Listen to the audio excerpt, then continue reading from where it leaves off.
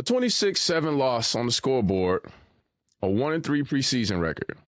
If you just look at the box score from the Lions' last preseason game, it's easy to feel that old familiar dread creeping in.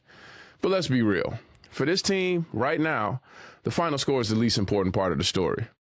This game was never about winning or losing. It was the final brutal audition under the lights at Ford Field. For some guys, it was a chance to lock down a role they had already earned. For others, it was their last desperate shot to make this roster. What really matters is who showed up, who played with fire, and who made the final decisions a little bit easier for Brad Holmes and Dan Campbell. The score doesn't tell you about the backup quarterback who cemented his job, the rookie receiver who looks like an absolute steal, or the huge question still hanging over our defense. So today, we're not going to freak out about a preseason loss. We're going to talk about what actually matters. Let's break down the three biggest takeaways from this game. The crystal clear picture at quarterback, the shaky performance from the defensive backups, and the rookie who has become the star of the entire preseason. Let's get into it.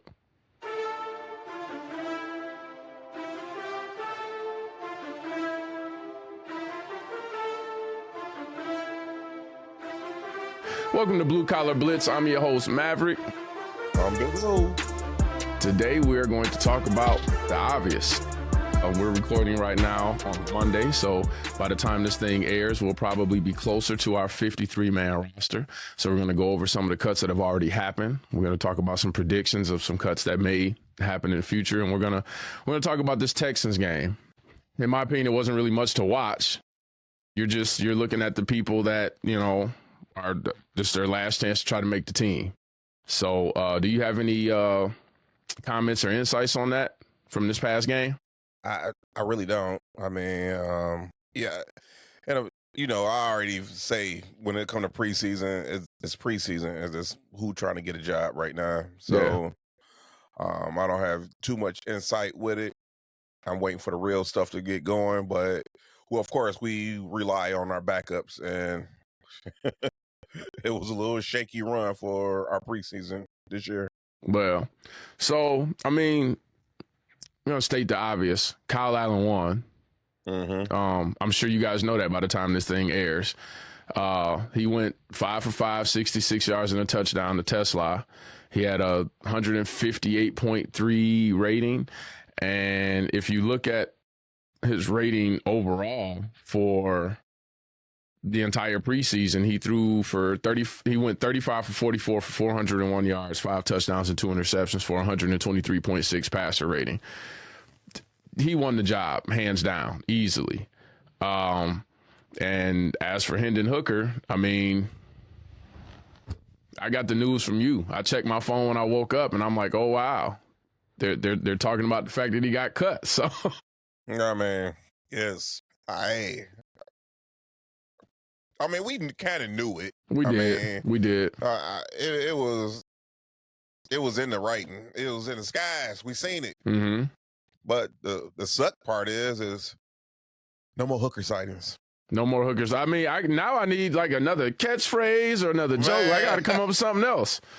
Because he truly probably be on Michigan Ave. Yeah. Wait a minute, too soon? I mean, you know what? No, it's not too soon. I've been pulling for Hooker since he got here. You know what I'm saying? He wasn't really on my radar his last year at Tennessee, but then when they were talking about Heisman candidates, I was like, oh, who is this guy? Okay, cool. I didn't expect him to land with the Lions, but of course we watch college and pro sports, so I'm like, okay, I want to keep an eye on this kid, and then he hurt his knee, but. Dude, I don't know what's going on with his mental. Like it's like he's not reading his progressions. He's not comfortable in the pocket. He's quick to take off, and that wasn't him at Tennessee. He was airing the ball out at Tennessee. So college is different, For sure, you got a lot on your shoulders after that. No different than college is different in high school. Mm-hmm. You're not gonna go from high school to college and expecting to play your same routes and be a beast. It's different, so it's a shake of the dice, if you're gonna perform as good as you were in college. We don't always get that same player that we got in college. We get somebody different. Right. And the craziest thing that I saw, and I'll see if I can pull it up. He, just like the game before, he stared down the opponent. He stared down his receiver, so the DB knew, like, okay, he's getting ready to throw it here. There's no look off. I'm like, what are you doing? What are you doing? Why did you, like, it was mind boggling to me why he can't seem to look, you know what I'm saying, look the defender off. You're staring your receiver down. He didn't know how to use peripheral. I'm trying to see if I can pull this up. I may not be able to pull it up right now. But he did that at the game we went to. So, he did. I mean, he did. He looked right at him, and it's like, oh, this what you, really? You don't see me, I see you. I can't find it. Oh, it was in the third quarter. I can't find it. But yeah, it was frustrating. It was very frustrating. And then, I mean, you know, obviously the other bright spot, Teslaa, you know, he held it down. That was, he is looking like a steal. Initially, I didn't like the fact that we, you know, gave up a third and we traded up for him, but he flashed that 4.4 speed down that sideline on that touchdown. He made the most of his two targets. You know, he caught both of them for 41 yards, got the touchdown, got to sit down. He's definitely starting. That's definitely going to be our third receiver. I don't know if there's much more to say about him. I mean, he's just been consistent all preseason. Yeah. I mean, I don't think it hasn't been one of our casts that we haven't talked about him. So he's been doing it. Imagine this, bro. This is a beautiful thing. You're in the red zone. You got St. Brown, Laporta, Gibbs, and you have J-Mo. And let's say you have Gibbs lined up at receiver, and you still got Montgomery in the back, and they give you like a shotgun look, and you're like, who am I covering? I don't know who I'm covering. What are they gonna do? We have too many weapons. I mean, there's no such thing as too many weapons, but that's gonna be a beautiful thing. Man, I can't wait to see all of them on the field. I can't wait. I'm amped. Yeah, man, this gonna be exciting. So he solidified his role. Unless you got to work, we got to watch this game together. Absolutely. We most definitely got to have on that one. Yeah. So. That's in 2. Yeah, I should be off. That's in 2 weeks. Yeah. So that's it for the offense. Defense, I don't know. I mean, the backups did terrible this game, but obviously that's not who's starting.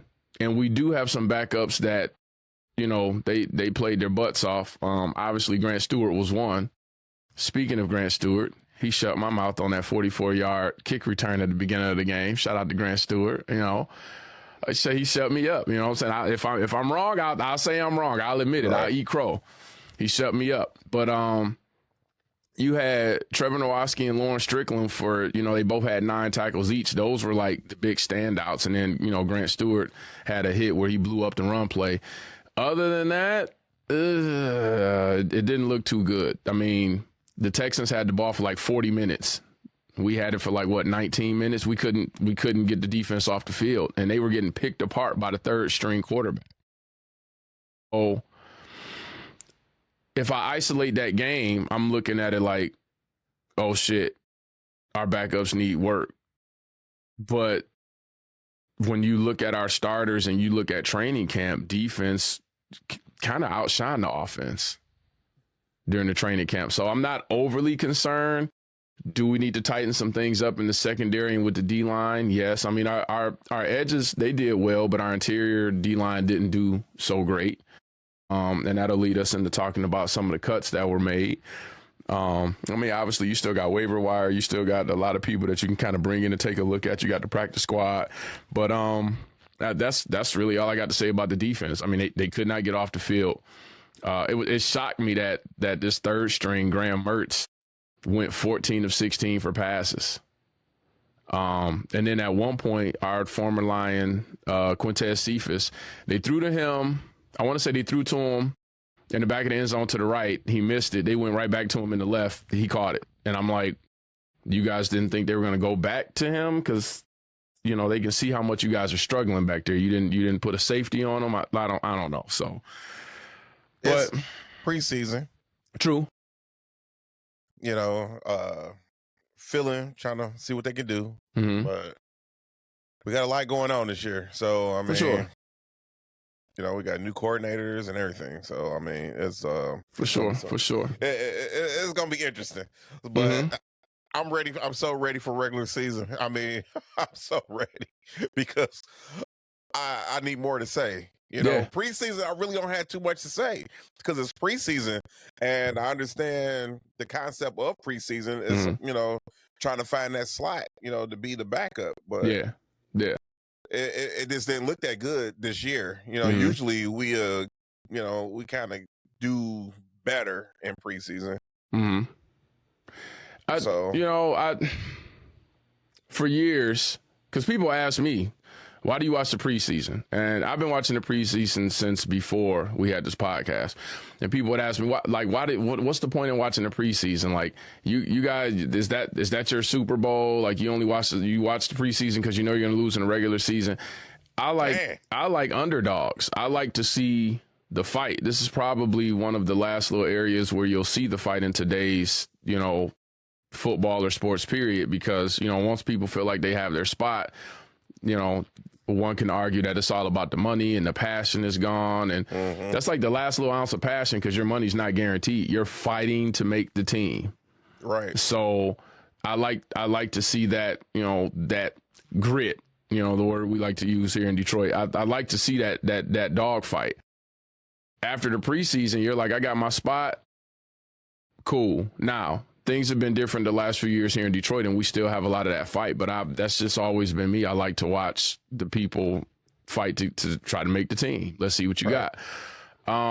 So, no, I don't put too much into it. I was never one of those guys that were like, we went undefeated in the preseason, so we're going to win the Super Bowl. Like, no, that's not what that means. I understand what the preseason means, and a lot of people who don't really get into the nitty-gritty of the details, they're just kind of like, what's the point in watching? And I'm like, you got to have backups. We just saw this last season with all of our defense being decimated.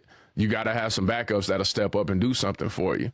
So, and they did well. So those guys matter. I like to watch them play. So, but let's get to these. Let me see. Let's get to these roster cuts, man. Because I mean, some of them make sense. Actually, a lot of them make sense. But there were a couple that had me scratching my head, and I was kind of shocked. So obviously, Hendon Hooker is gone, right? Right. Running backs, we knew they were only going to keep the 4. We knew Sailors and Deion Jackson, they weren't going to stay. When we get to receiver, bro, how do you cut Jackson Meeks? So as of now, I'm sure we still have to cut 2 more, because right now we have 8 receivers. How do you cut Jackson Meeks and Lovett is still on the team? You would have cut Lovett before Meeks? I would definitely cut Lovett. And, you know, I came into this camp, Meeks led all the receivers all preseason, and he had the dog fight. It wasn't like some of the balls that he would catch. He had to earn those and hold on to it. It wasn't just like a little simple pitch and catch, and then he was like, okay, I'm good. No, he had to earn a lot of those. And Lovett would get those passes and drop them. And I get it that Lovett has special team importance, but well, as you know, it still ain't over. He could still get cut. He could. It's not over yet. So 2 more people have to get cut. So we're assuming Malik Taylor is going to be one of them. So it's either Lovett or Bell. So who you thinking? I don't think they're going to. The prediction is Bell, but I'm having a hard time believing that they would. Okay. But so if you had to choose between keeping Meeks or Bell, you keeping Bell? I like Bell. But you like Bell? I like Bell, but again, I like Broderick too, and they cut him. Oh man, we didn't even get to the defensive side of the ball yet, man. I know. That's hurting you. That's hurting you. You know it because I had high hopes. I had high hopes. Oh, there is a celebration going on in Detroit right now that he is gone. I'm telling you. At your house. My house, the next door neighbor house, they grilling right now. It's a celebration because, man, that's a long time coming. Am I here? Yes, that's what you're hearing. That's messed up. And you know what he's playing at his house right now? It's been a long time coming, but I know change gonna come. The change is going to a new team. It's going. Hey, it was gonna be that or nah. Hey. Goodbye. Yes. See you later. See you later, buddy. Look, he had some shine there for a minute. Even you was like, wait a minute, but yes, broken clock is right. How many times? Two times a day. You know that's my saying right there. A broken clock tells the right time. 2 times a day. Yeah. So I mean, we wish you the best of luck, Broderick Martin. Remember, I was on your side. He was on your side. Whatever team, where you end up, send them tickets. It won't be here. Hashtag Broderick Martin. I'm still gonna get your player's card. You know what? I ain't even have a rebuttal for that. I didn't have a comment. You caught me off guard. I don't know what to say about that. Oh, all right. So Jackson Meeks, that kind of hurt. I really thought he was gonna make it. I thought he outplayed. Love it. But we'll see what happens. Hopefully he can get on the practice squad. I personally don't think he's going to last on the practice squad because people are going to see what he was able to do, and he's going to get scooped up. My worst nightmare is that another team in our division scoops him up, and there he goes on a revenge tour. But interior linemen, where are we at? Interior linemen. I mean, tight ends. We kind of already knew. We already know who's staying on the squad. We're probably only going to keep 3 of them. It'll be Laporta, Wright, and Zylstra. Offensive tackle. I was shocked that we cut Skipper. I'm not saying that Dan Skipper did amazing, but it was a shock because he's been a core player. I didn't expect to see that. Did you? No. Interior offensive linemen, so far they've only cut 1, so there's 10 left. They cut Zach Johnson. What? Timeout, bro. Whoa. What? What's new? You seen something? Timeout, bro. I must have missed this. They cut Nate Lynn at defensive end. So you kept Isaac and you cut Nate, but Nate has been consistently. I must have missed it when I looked at the notes a few minutes ago, but I'm lost right now because unless I was seeing things, Nate has been outplaying Isaac all preseason, but you cut Nate Lynn and you kept this gotta be an error. They cut Nate Lynn? No, they didn't cut Nate Lynn. They cut Nate Lynn. According to this list that I'm looking at right now, they cut Nate Lynn. As of when? As of when was this? This was updated at like 2:00. Shout out to Pride of Detroit. They got it listed up here, and you sure that's not? Because we just went over this. It's not a prediction. No, this looks like an accurate cut. I don't think this is a prediction. Because the list I got is 3 hours ago, and what I got Anthony Town, Henry Mitchell, Ian, Dan. No, this looks like Eric. I don't have him. Mine shows he's cut. I could be wrong. Mine shows he's cut. I don't think this is the prediction list. Because I had a prediction list up. Yeah. And he was on my prediction list, but Dave, according to Dave Burkett, yes, they cut him. He's gone. So that's up to date. He's gone. That's a I'm about head to hit this scratcher. again. I didn't expect that. That's a head scratcher. Latest. Oh, that was 7 hours ago. Yeah, so he's gone. Let me see. I got Justin Rogers, Dave, Mike, Dave James. Come on. Yeah. Wow. The rest of these I kind of expected. Like I'm looking at like defensive tackle. We knew Broderick Martin wasn't gonna make it. No, we didn't. Well, You knew it. I knew. You knew. You know, they cut Miles Adams. You didn't think Hooker was gonna get cut either, but by that. No, I knew he was gonna get cut. You know, I'm real about mine. I might be. Hey, listen, I can pull for you, but if you can't play, you just if you're not doing well, you got to go. Look at what? What am I looking at? No, I'm just saying. You gotta, you can't root for somebody who ain't rooting for themselves.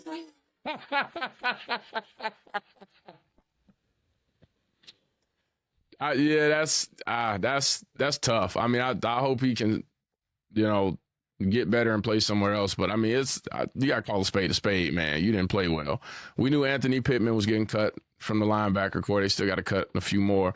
As far as corners, we knew Whiteside wasn't making it. We knew Hallett wasn't going to make it because we talked about that terrible game he had a couple weeks ago. And safeties, Ian Kennelly. If I had to guess on who would get cut between Strickland and Norris, I'd probably say Norris is going to be cut next. So, yeah, we'll keep you guys. Well, I guess we don't really have to keep you guys updated because you guys will get the update by the time we post this episode tomorrow because they still have 20 more people to cut. And as far as my predictions, based on the couple people that they cut that I didn't expect them to cut, who knows? So. Say that again, because this is crazy. I mean, I can pretty much. All right, so we got to come up with 20 more people they can cut. I think the quarterbacks and running backs will stay the same. For receiver, they'll cut. I'm gonna guess it's gonna be Taylor and Ronnie Bell. So that's 2. They'll cut Horton and Stylianos from tight end. So we're at 4. They'll probably cut. They'll probably cut 3 from the interior line. So we're at 7. They're gonna cut Isaac. They might not, because Hassanine is not currently active. We'll just say they'll cut Isaac. So we're at 8. So we got 12 more people they got to cut. Mm-hmm. Keith Cooper and Chris Smith. And we're at 10. They'll cut Gilbert and Turner at linebacker. They'll cut Russell, DJ Miller, and Alan George. So where are we at now? We got like 7 more people they got to cut. They'll cut Norris. They got to cut 6 more. I don't know where the other 6 will come from. But, and actually 3 to 4 of these people are on, actually there's probably 2 more because 2 of these people are on the PUP list. So yeah, those are the names that I named are probably who they'll cut. There might be a couple more that I'm missing. Maybe Gunner from the tackle position, but who knows? But yeah. In other news, we won't be getting Trey Hendrickson. Yeah. Did you see that they gave him another $14 million this year? I knew it went over to the fat lady scene. Yeah, they're like, we'll give you $14 million. You'll make $30 million this year. Your contract will be over.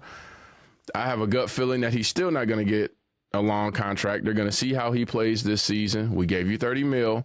If you play like you have been the last few years, we're just going to franchise tag you. We'll just keep franchise tag. We're not going to. We try to, offer him money and Broderick Martin, but they didn't take the deal. And on that note, I think it's time to end the episode. Like, player's card. And the player's card that someone scraped the bubble gum off the bottom of their shoe with. You know what? What happened if I had the card right now? I'd say burn it. It's going to be a cold night. I'm just saying, if I just pulled that boy out like, bam, I got his card. Now what? I told you you can start the fire pit fire with it. It's going to be a cool night tonight. What are you keeping it for? Because, somebody would pick him up. He could still... Sentimental value? He still, He can still, you know what? he can go somewhere else and do great. Where? Anywhere. Stop it. Somebody can use him. Okay, I need you guys to be in the comment section. I want you guys to type where you think Broderick. What coach doesn't like their job enough that they would say bring Broderick Martin in here to make a change? Wow. I want you guys to put that in the comments right now, and we will read them, we will respond, and we will take it from there. Because my big bro is clearly sleepy. Wow. Listen, if I can let go of the Hendon Hooker hopes and dreams, why you can't let this Broderick Martin thing go? Well, you ain't have a choice after he starts really, really messing up. But at least Broderick was showing some glimmer. Where Hooker was it? Where? Wasn't it just the last podcast we just did? You was like, oh, and Broderick Martin was looking good. Okay, how long has he been here? But I'm just saying. I mean, this is the broken clock thing. And this time it wasn't twice, it was once. Like, we need consistency. You can't be serious, bro. You know what? Now I want to find this card. That's what you're getting for Christmas. That's what you're getting for Christmas. Listen, maybe I already got it. Now what? Well, you'll get a second one for Christmas. I don't need a second one. All right. So, as we close the books on the 2025 preseason, the picture is much clearer. The 26-7 loss doesn't feel great, but it's just footnote. We learned that Kyle Allen is the undisputed backup quarterback, a steady hand ready to go. We learned that the defensive depth is a real concern that needs to be addressed, and we learned for sure that Isaac Teslaa is the real deal and going to be a playmaker for this team. The evaluations are over. The next time we see the Lions on the field, the games count. All eyes are on Lambeau Field. But what did you take away from this game? Are you worried about the defensive depth? Or are you confident the starters will be fine? Who else on the bubble do you think earned a spot? Let us know with your thoughts in the comments below. We read every single one. And if you want more Lions analysis all season long, make sure you hit that subscribe button. The preseason is over. The real work starts now. Again, I'm your host, Maverick. I'm Big O, still with Broderick Martin.